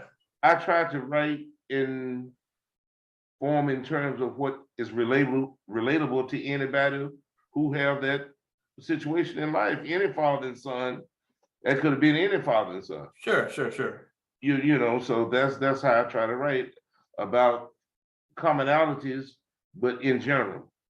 Sure. Well, it was a nice video. I enjoyed it. Just like listen to the song. Whose idea was that? Joe's idea to do a video, or was that your idea? Or I really don't know. I turned everything over to them. And I've been letting, his PR department decide on that. I'm not an expert. If I knew how to be successful and all that, I would have did it a long time ago. So I'm wide open for coaching. You know what I mean? So if they want another video, you'll be more than happy to do one. Oh yeah. Okay. Where did you film the Down to the Bottom video? Because it seemed like you're out in the lake or somewhere. That was on the Cumberland River down in, I want to say Gadsden, Tennessee. Oh, okay. You were way over there. Oh, wow. I was east of Nashville by about 2 hours. Okay. Down off on a big reservoir. I think Joe has a place in Nashville, as far as I remember. Yeah. But wow, okay, it looked beautiful over there. It's just like wow, it's like it absolutely was. It was a cool lodge, And Sharon Corbett, one of the ladies that worked for him, already knew about the place, and she suggested that we go there. Okay. And that's how we end up on that place. And how long did it take for that to get complete? About 8 hours. Okay. Yep, it was an all-day thing. We went and spent from about 10 o'clock to 6 or 7 o'clock Okay. afternoon. Like a regular work day, 8-hour day. Yeah, that sounds about right. That's cool though. I always kind of wonder how the process of music videos is. You don't see a whole lot of music videos nowadays, and like back in the day, there used to be music videos for everything, and now it's like, if you make one, it's like, sometimes you can do it if you know how to do it yourself. You can just do it yourself and be successful. But back in the day, you need a crew and you need all these things, production and all that stuff. I mean, when something is new like that, no one had never seen video performances and video performance production. So it was a big thing for a long time, and they just overkilled it, and people got burnt out on it. Sure.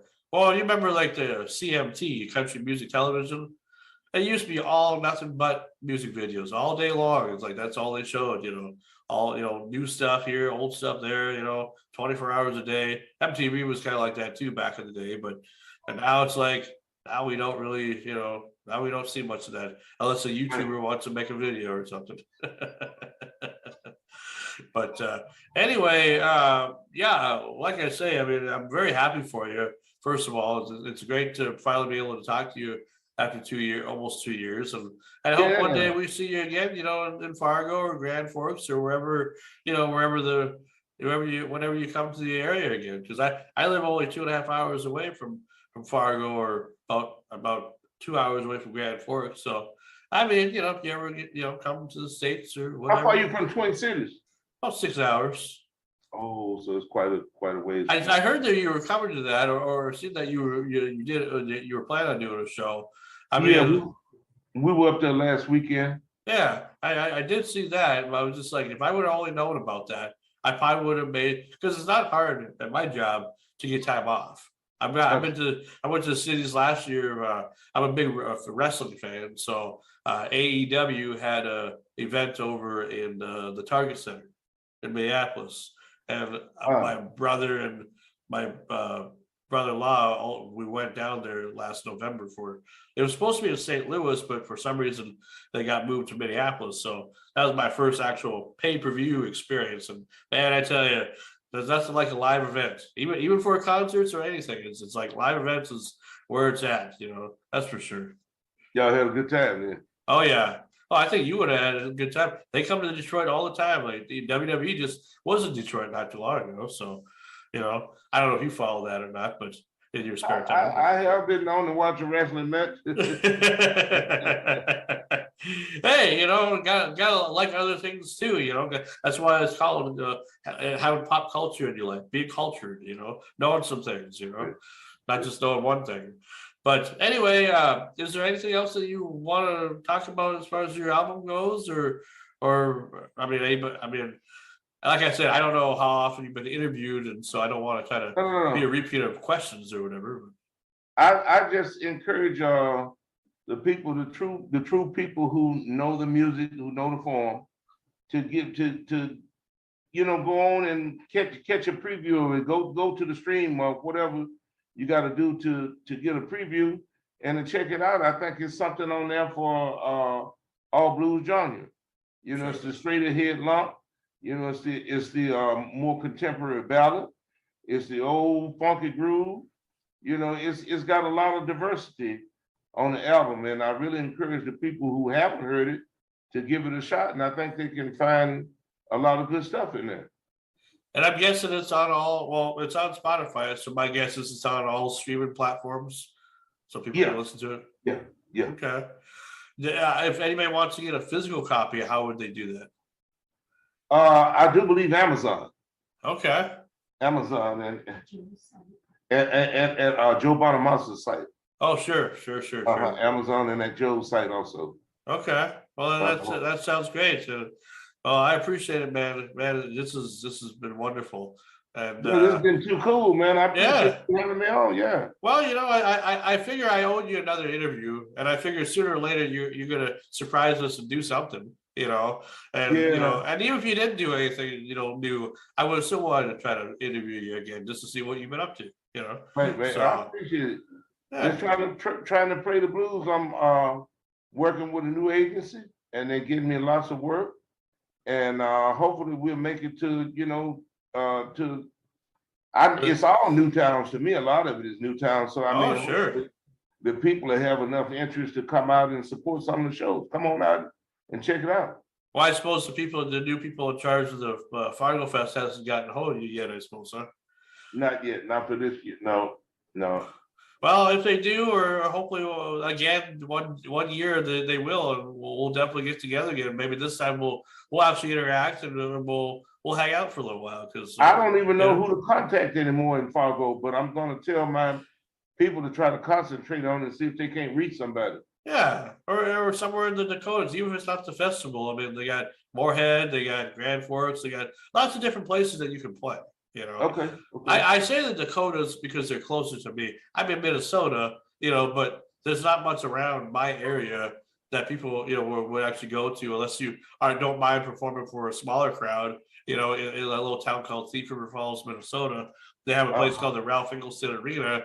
Well, they have one in Grand Forks, but they also have one in Thief River. And the one in Thief River can hold probably about 4,000 to 5,000 people, roughly about. Right.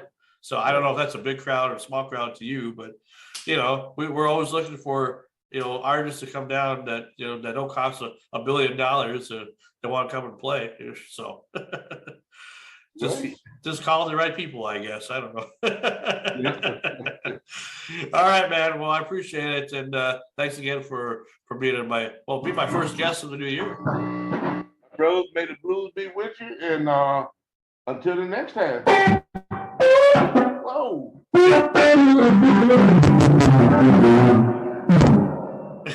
All right, man. Thanks a lot. I appreciate it. Take care now. You too. Bye.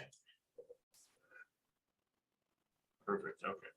Hey, what's up, everybody? Welcome to another great edition of the Frankie Slauson Show. We're keeping the interviews going here this year. It's 2022, and try not to disappoint.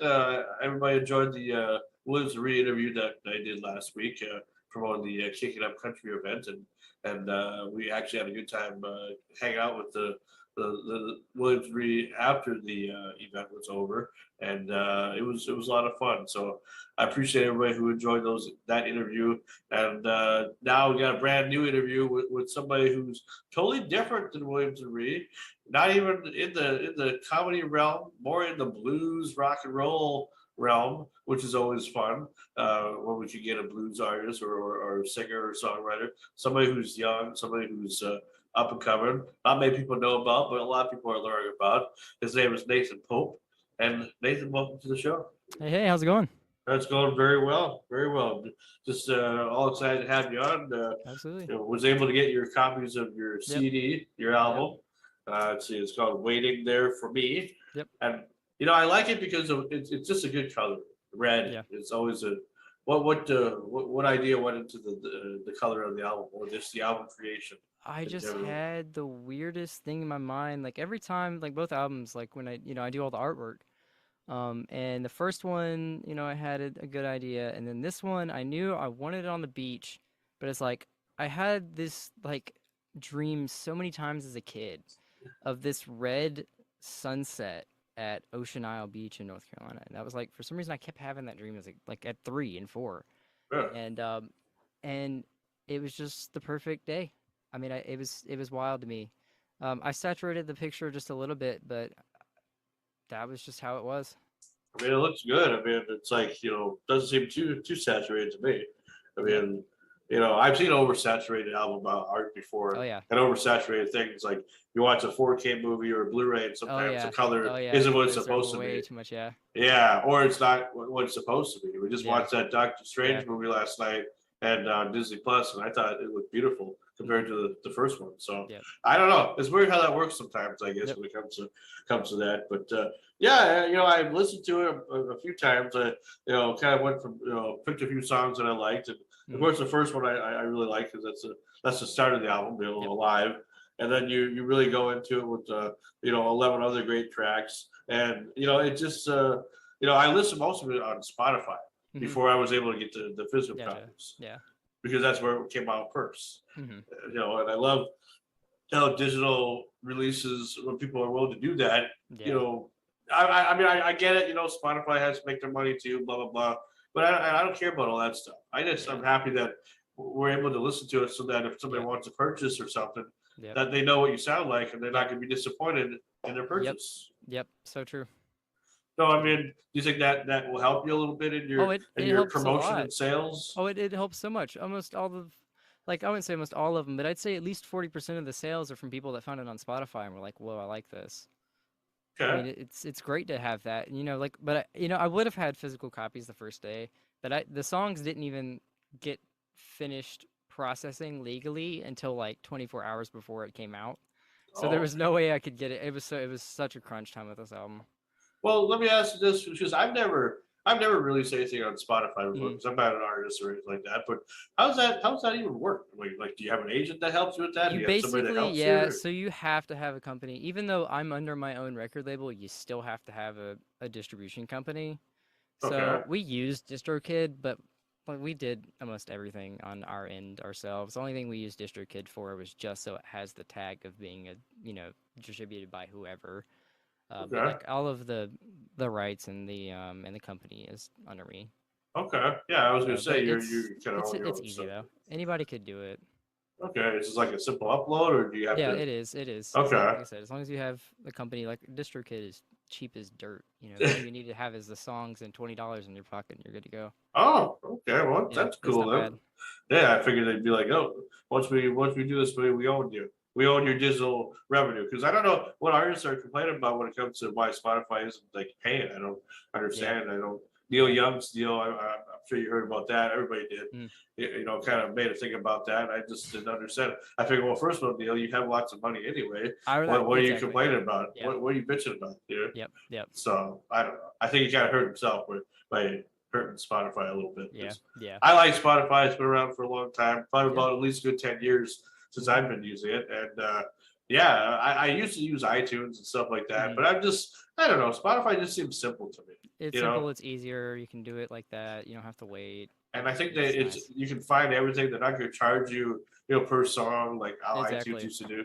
So yeah, it's very nice. And like for the artists, they're still going to make the money. I mean, they might not make as much as they would have made on iTunes, but they'll still make the money because people will constantly go back and re-listen, and they can add it to playlists. It's just easier than that. It's just like when Metallica, we used to complain about Napster and all that. Now we're where we are. Yeah. I mean, Spotify is almost like a Napster. If you don't pay the premium, or people are still getting it for free one way or another. So anyway, but no, it's definitely a good album that really tells the story. I think of kind of how you're kind of starting to let the world know about you a little bit. Now, you had other stuff out before, but this is kind of like an official release, we'll say. It is.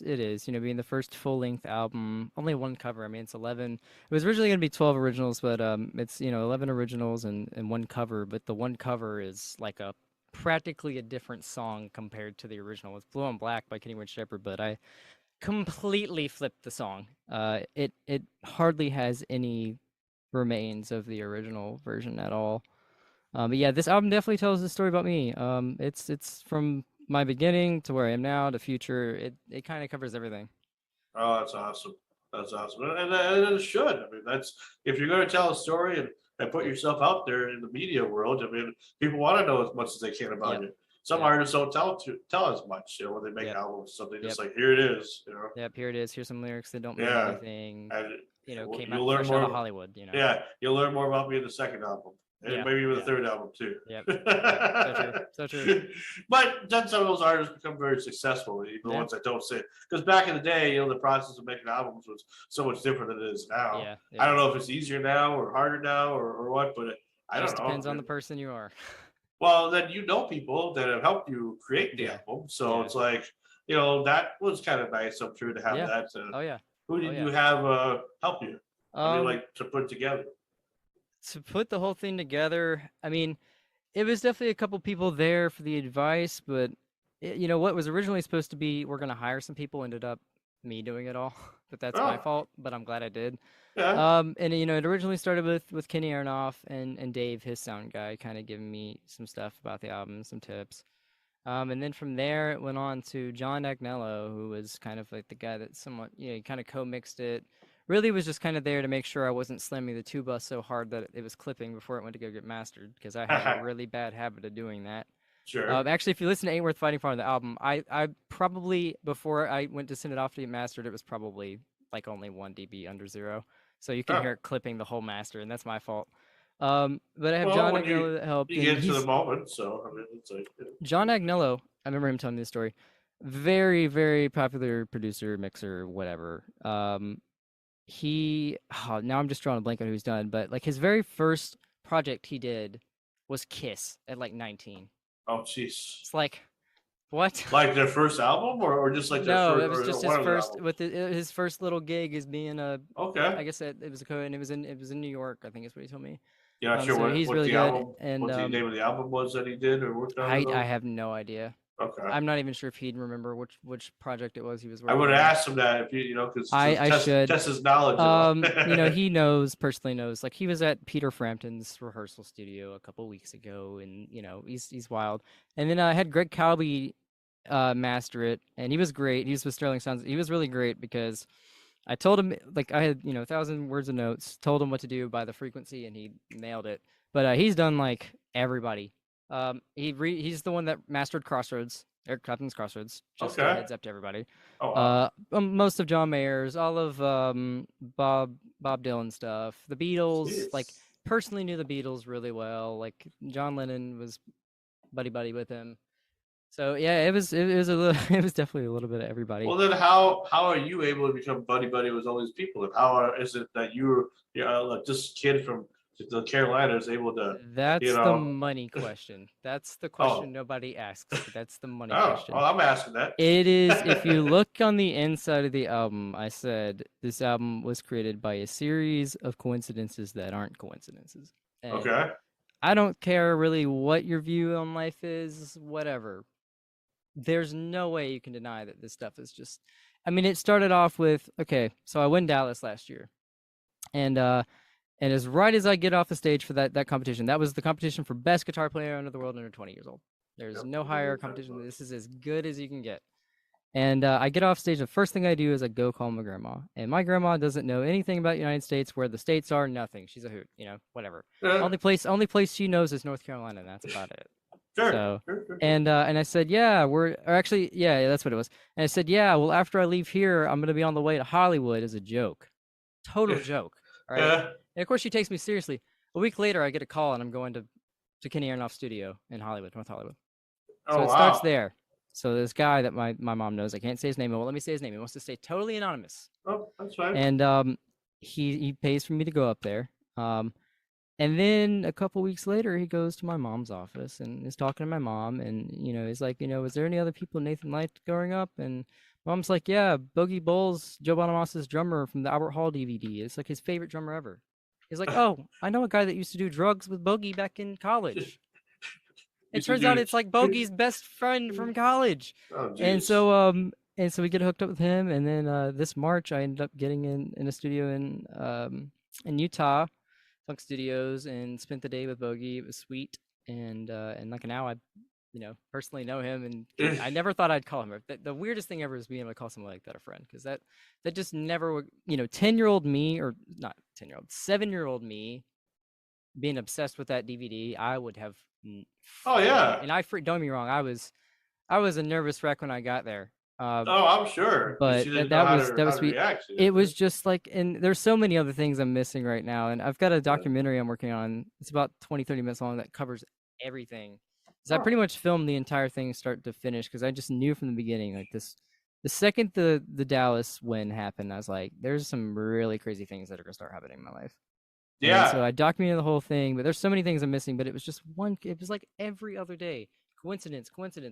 There's no way. Like all this stuff, it's like a monopoly of dominoes falling, and it's just totally wild to me.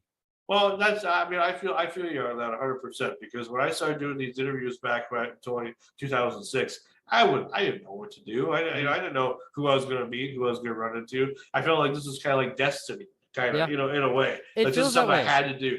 So it's probably the same way with you. You know, Yep. you had to do this because this is what you wanted out of life, Yep. and now you're getting what you want. So, yeah, I mean, it's amazing. Yep. And for me, I met so many different people, a lot of heroes and stuff that I never thought I'd ever meet. And Yeah. it's amazing how media and entertainment and how most of these guys are like friends with each other or they know each other. So it's like a circle kind of like. It is. You think it's such a big world and you never make it into that bubble with those people. Yeah. But like, I promise you could call Kenny Aronoff right now and have him, on your song. Like, these people aren't that hard to get. Now, granted, people like Bogey, yeah, they're hard to get. But like, you don't realize that circle. Yeah, that circle's there, and yes, they are way up here, and they're. Yeah. But once you get in, you're in. Yeah. I mean, it's just like it's so what because then you have that perspective of like, I could have done this a while ago, but it's like that industry kept secret. Yeah. I mean, I'm glad it's there because then you'd have an oversaturated market more than. But then you've done. I mean, you're young, so I mean, you're only Exactly. 20, so you could have done this like when you're 15. No, Yeah. you did it at the right time. Yeah. Now you have your whole life where you can just maybe pick and choose your route, kind of what you want to do now. Yep. Yep. So I mean, and that's the greatest part about it. Mhm. I can't stress that enough. You and I are a lot similar in ways than we think. Even though you're doing probably more than I am when it comes to putting yourself out there. Mhm. But still, I think it once you are passionate about something, you see if it works. Sometimes it doesn't. Sometimes it's harder. I mean, I'm not saying that it's not because it was hard for me too. Oh yeah. But sometimes it gets easy. So Yep. So that's what's awesome about that. And it's great to have you on too because Absolutely. we're just happy to get some young artists on that are the future of the industry. Because I love blues music. I've always loved rock and roll. I've always loved like classic country. I'm thinking I like techno stuff too or whatever, but I don't like fake music. I like music from the heart. And maybe techno and all that's kind of fake, whatever. It's computerized, whatever. Yeah. But I like, because I've been a DJ and all that and I have radio experience, you have to kind of like other genres, in a way. So I can't just hate one and like the other. I gotta accept them all. But with blues, rock and roll, and all that stuff, I mean, it's amazing the stuff that people come up with. I mean, with your songs, how long did it take you to get the creative juices flowing to start saying, you know what, I'm gonna start writing songs, and we're gonna see what happens? The way I write is normally without intention, but with intention. So this subconscious thing it's kind of, I'm just noodling around and I come up with this main riff. And instantly I know a name and I know what the song needs to be about. I don't know the lyrics yet. And then spend a night maybe from midnight to 6 a.m. and get the demo done. And I write my lyrics last, and everybody can get mad at me for that. But at the same time, if you go listen to my album, the lyrics, every single line has a reason and a purpose, and it makes sense because it's an actual thing that happened, not just there's not a single word line in the album that is not an actual event. Sure. And but I do that on purpose because when you write the song knowing what it's about, but you don't know the lyrics yet, it almost gives it more of a true, just a feeling rather than a meaning. You want the instruments to have the feeling and you want the vocals to have the purpose. And like I've learned that's what kind of sets my songs to be so much different. They separate themselves. That makes the vocals that more powerful. It makes the instrumental that more powerful. And but yeah, I pretty much start to finish get the demo done in about 6 hours, fully mixed, everything mastered in about 6 hours. Jeez. And most of the songs were kind of written within a span of maybe 4 months max, if that. Okay. Really, all the songs.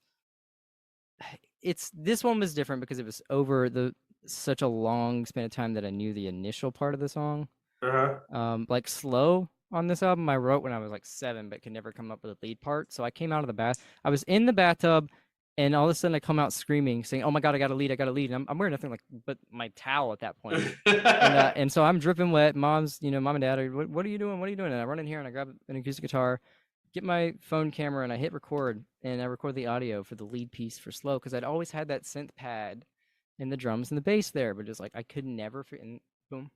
It was just every song was kind of like that. It was never I'm gonna sit down and write now. It was always just really natural, authentic. I don't write just to write. That's where you start sounding like something coming out of Hollywood.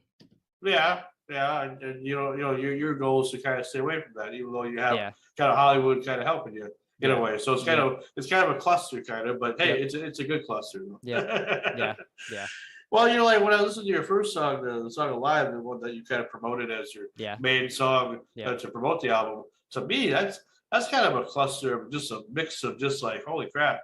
Well, I wasn't sure what direction we were going because I thought you were like a blues Yep. guy, and then Yep. it's like it goes way beyond that. So it sounds like we're listening to like a '90s grunge song. It is like because, like, especially Alive, if I could name one song that sums my style the best, it's Alive, because it's like I'm trying to essentially think of Joe Bonamassa, think of B.B. King, and think of Muddy Waters. Those three. Let's just say those three led a generation of blues. Yeah. My goal is to be the next version of those three. I want to be the one that when you think of that generation of blues, you think of him. That's why I'm kind of, as time goes on, music changes, and especially blues has, and people hate that it gets political, whatever. You want to stick with your traditional Chicago blues, you go for that. Yeah. My goal is to be that one person that truly steps up and takes the lead to start that new era of blues rock. And that's what I like about Joe Bonamassa, because he's constantly, if he's not helping somebody, he's constantly like changing himself up all the time. Yep. I mean, a new album every year, a live album every year, or whatever. Yep. I've been keeping track since 2016, since I started getting to liking all this stuff, and I'm just like blown away by how creative the guy is. And that's the thing. Everybody can say playing the Chicago, and I'm gonna piss people off saying this, but I'd rather say it. You're Chicago blues. I'm fine with that. But if you really want to keep the blues alive, support the people that are playing the new stuff, because without the new stuff and without the kids like me, you're not going to have blues for a whole lot longer. Sure. I would say before my generation, my age group of kids came along and started playing blues was on a very fast track to dying, whether you want to think it was or not, because I was there right as it was. And thankfully, the kids, and I've met almost all of the kids in the United States playing blues. And I met them all in Mississippi for the Pine Top Perkins workshop. And there's not a whole lot of us, I promise you. There's probably less than 100 kids in the entire United States, specifically in guitar, that are trying to carry blues on. Let that sink in for a minute, everybody. If you want the music to keep going on, then at least be okay. You don't have to change your style, but at least be okay with us trying to carry it on. Yeah. I mean, like I said, without us, you're not going to have blues for much longer. And we still love those stuff. Like, at the end of the day, one of my favorite people on this planet is B.B. King. Always. Sure. Those people will always carry on, but it doesn't mean they always have to be the front line. That's right. Sometimes a change is needed. It is. Because the Blues Bill channel is great on satellite radio, and I love Early Times. I've had him on before here. But, sometimes I just feel like they're just pushing the same old, I mean, until somebody new comes along and changes it up a little bit, but then it's just still kind of the same old. I love it, and also continue to support it, but it's just like, come on, like for me, I'm sick of top 40 radio. I hate top 40. Aren't we all? And I'm glad that you like that too, because there are a lot of people that like it, that will listen to it every day, that don't mind it, whatever. I met those people. I'm just like, how the hell can you just stay and listen to the same songs every day? You take one peek behind the curtain in Hollywood, and I promise you'll never listen to top 40 again. It just drives me nuts, because it's like all the stations you want to support these local stations. You want to be like, hey, I love my radio station, but why can't they play something different? Local. I can't, or local, something that's not the top 40 all the time. A deeper, because I'm an album guy. When it comes, I appreciate the whole album. So, like, for example, like if my radio show was still going on, I would play almost everything from this album. Gotcha. Not just the couple promoted songs or whatever. Yep. That's what I believe in. But most people don't. The heads up, they don't care about that. They figure the money makers are the top 40, and that's it. Yep. It's like, Jesus Christ. Well, then why make an album then? Why don't you just release release a single? This is a single, and that's it. Some people do that. So yeah. I mean, it's bothered me a long time. I'm 38 years old, so I'm listening to a lot of music, and I'm listening to a lot of radio and all that. And being a radio person myself, I always change stuff up. Because we were allowed to, working for a community college and everything. So they had different rules there, because they weren't getting paid, to worry about all that stuff. So they let us be creative. So if I was still, doing that, I would definitely have played your stuff, as a segment, because I mean, that's the stuff that needs to be played. Yeah. Absolutely. So, are you on the road at all, doing any touring at all, For or not what's right what's now. up? Right now maybe found what we're hoping to be a agency I want to work with for booking. Really, right now it's mainly just promoting the album, just getting it out to enough people to where I don't have to stay in one area of the United States Yeah, or one area of Europe or one area, that way sure. it's easier. That way it's not just I want a consistent product around the entire map that I'd be playing at, not just pieces of it. And it just makes everything easier, but it's really just trying to get my name out there right now, and it's working really well. This album has blew my expectations away on how this was gonna, everybody was gonna take it. Well, so if you are going to do on the road or even Yeah. stay around the area or whatever, who do you have in your band to back you up? So I'm sure you're at the not by moment, yourself. I've had my drummer since the beginning and my bass player for about a year. And they're willing to travel. They're both retired, and they've both Okay. said that they're 100% committed in So traveling. they'll follow you wherever you go. They will. Pretty At much. the end of the day, as long as it's enough to pay for, it's not even about making the money. It's just as long as it will pay for whatever we did. Yeah, So sure. that's just the main thing. We'll never go in it for the money, no No, matter what. That's no. a lot of people do, and you see what type of fuck ups. I've become. lost Yeah. more money than I've made money in this industry so far. But the Yeah. reality is, I've had more fun doing that than I would Sure. trying to make money. But I'm just saying, I'll though, get to like that point. the Justin Biebers and all that of this world, and whoever else out there, we got famous rather quickly and got all this money and Yeah. forgot who they were. Yeah. Forgot where they came from. Don't ever forget where you come from. I hope if you do become famous that you always remember your roots and remember that, hey, I remember my humble And beginnings. it's impossible not to remember it when you're like somebody like us that has worked their hind ass off for their entire life to get nowhere for a really long time. Yeah. Like for me, Dallas is my lucky break. Yeah. I had, that was I knew at the end of the day, everybody there, the 10 of us were really great. Regardless of skill, I can promise you all 10 of those combined and every single kid before me from all those years, I promise you I wanted it more than all of them combined. I wanted that so goddamn bad. It's not even funny. Sure. And that really, but that was my lucky break. But man, this industry nowadays is not like it used to be. It's not about how good you are anymore. Yeah. It's just what It's social mostly media about how have you the connections. How do you look? And it is. Too. And at the if end of you the got day, a six pack and all that, that's what people care about. It's like I wanted to earn it. I wanted to earn. I wanted to win the competition. It wasn't always about showing that I was the best, but I damn sure knew, and not in a cocky way. I mean, I've got this gift. It's not just for nothing. Yeah. I've worked so hard for it my whole life, and I wanted that big break, and I wanted to prove it. And that was my chance to earn it, not just be given it, and then forget who I am when I've got $10,000 every 2 hours of my life. Yeah. And so that was. There's no way. There's no way I'm ever gonna forget. I mean, I never. For childhood, I never just woke up, went to school, didn't think about a job, whatever. I mean, I've been thinking about music since, I was literally like 4 is when I realized, oh crap, I got something because I'd learned how to pick out blue on black. And so so there's no way. I mean, even now after winning Dallas, the remembering what that feeling felt like of being stuck will never go away. I don't care the day I get to step out on stage at the Robert Hall, I promise you the first thing I'm going to think about is finally I made it somewhere. Finally, after all that, after all the times I've been screwed over, after all the times things didn't work out, finally.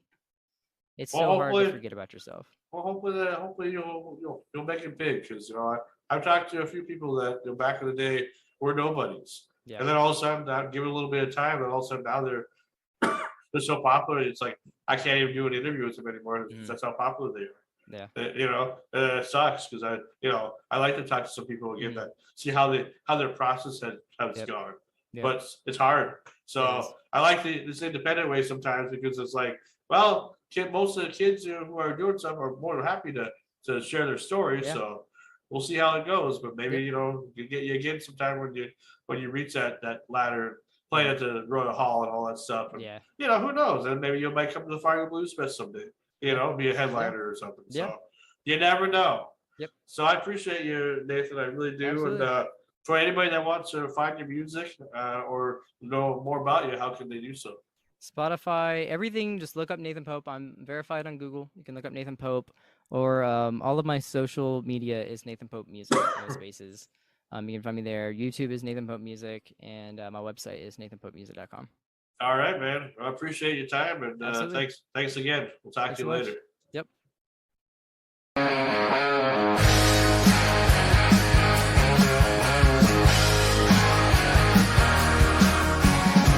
Woody Woodruff's name rings clear, running the chip, the crowd's all here. Motorcycles roar and the engines gleam, living that Sturgis wild man's dream. From dusk till dawn, the party's loud and mean. He's leading the rally, knows what it means. With a heart of steel and a vision grand, he built this legend with his own 2 hands. Tires burn and the good times roll at the Buffalo Chip. It's rock and roll. Woody's name is carved in history. At the Chip, we ride free. That's the legacy.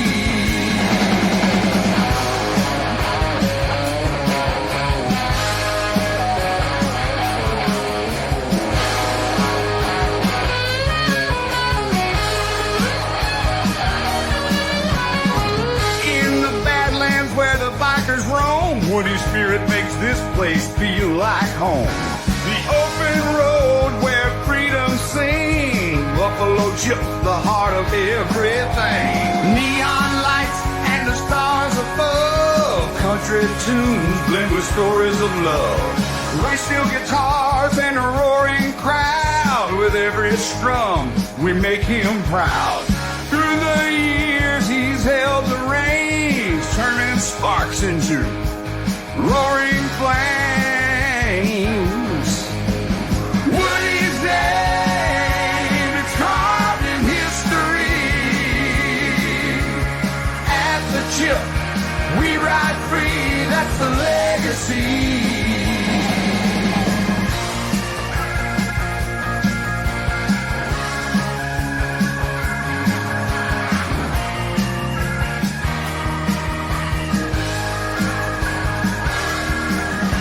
Cowboy hat and a heart so true. Woody's guiding us like he always knew.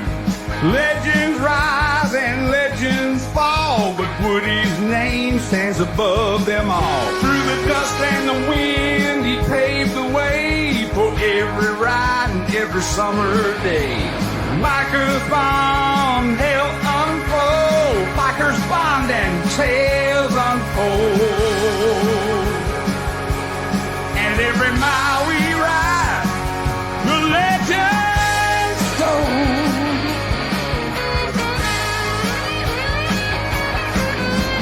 Woody's name is carved in history.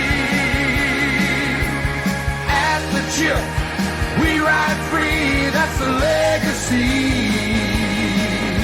From leather jackets to patches worn, in Woody's world, true legends are born. Engines rev and flags wave high in the shadow of the South Dakota sky. Woody's name is carved in history. At the Chip, we ride free. That's the legacy.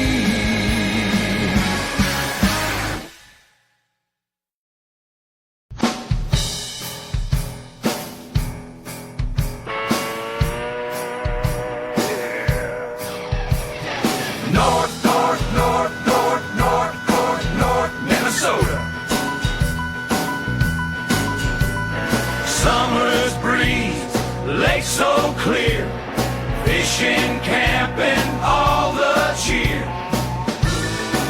Ooh, let's go. Come on now. North, Minnesota. Snowflakes fall, it's winter's call. Ice fishing, sledding, we do it all. Let's go. Come on now. North, Minnesota.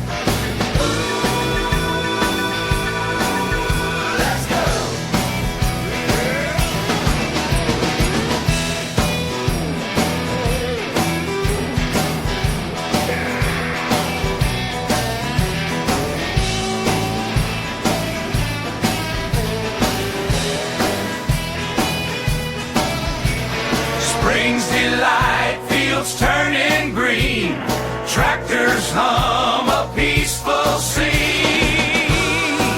Ooh, let's go. Come on now. North, north, north, north, north, Minnesota. Let's go. Living the dream in Roseau County.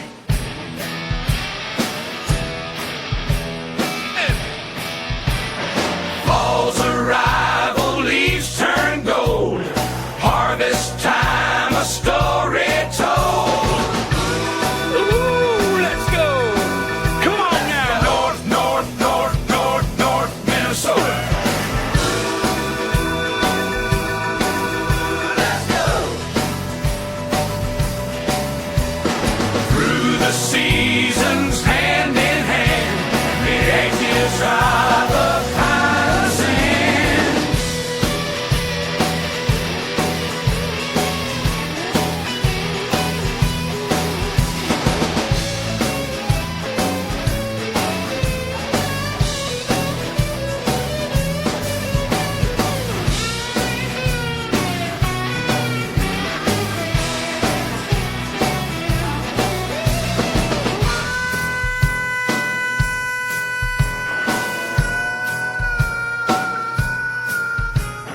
Through the seasons, hand in hand, we'll make memories across this land. Ooh, let's go. Come on now. North, north, north, north, north, Minnesota. When winter's over, we'll be there again.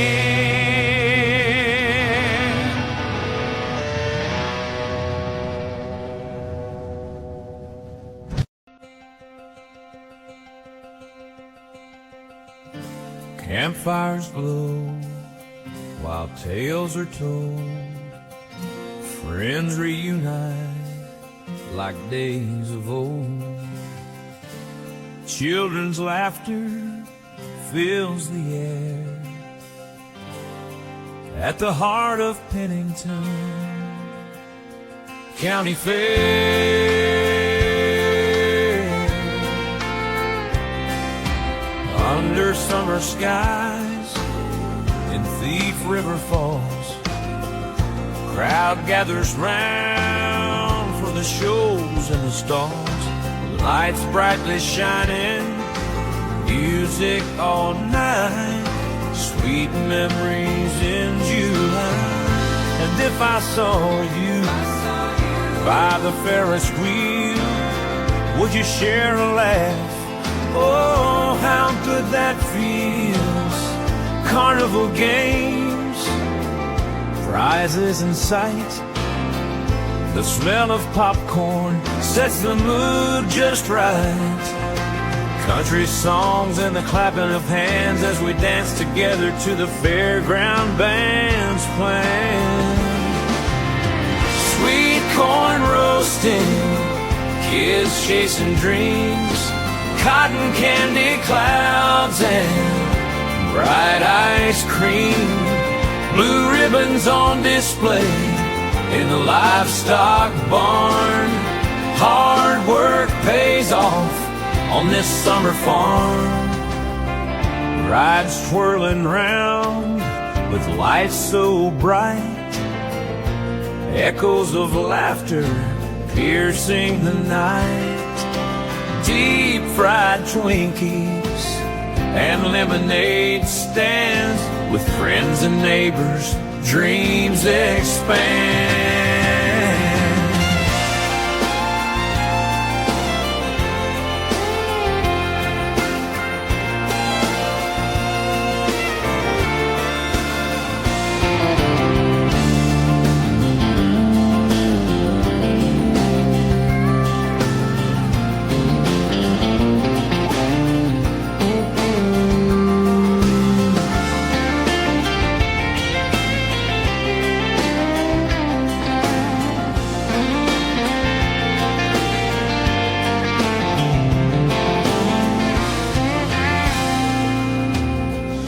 Tractor pull, the engines roar, Cowboy boots on dusty floor.